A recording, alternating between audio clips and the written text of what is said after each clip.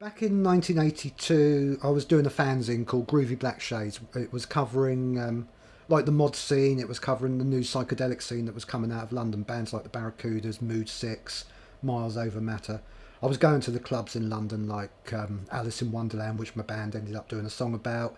The Clinic, places like that. Just 60s music, because that's one of the things that came out of punk was they released an album called Nuggets, which contained all these unknown 60s bands that I'd never heard of. And it's sort of like the Beatles, forget that. This is the 13th floor elevators. This is fantastic stuff. So I was doing this fanzine, and I started writing about a label called Wham, which was run by Dan Tracy from the TV Personalities. And I got to know Dan. Fantastic band, love them. Probably loved them more than anyone else I've ever loved. I've got every single thing they've ever done. Seen them, must be hundreds of times.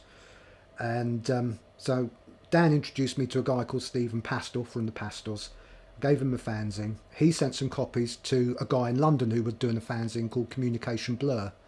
And that guy wrote to me and said, look, I've got a club. Do you want to come up and see the TVPs play there? So I went up. And the guy was Alan McGee, who went on to found Creation Records.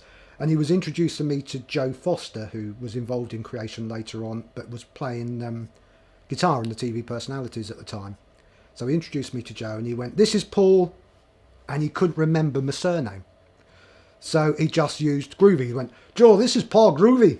And that was it. From that moment on, I became known as Paul Groovy. So when Alan started the Living Room Club and I started going to that, he introduced me to everyone there as Paul Groovy. And it just stuck forever. And that was it. But during the days of the Living Room, which was 83, 84, 85, then I was seeing two or three bands a night, 2 or 3 nights a week, because I was going up to that. So we had the first ever Primal Scream gig, the first ever Jesus and Mary Chain gig, first ever Jasmine Minx gig. At the time they were just bands making their debut. Now you look back and think, that was the first Primal Scream gig I was at. That was the first Mary Chain gig. But then it was just another band that you were seeing that night. Although they all were special.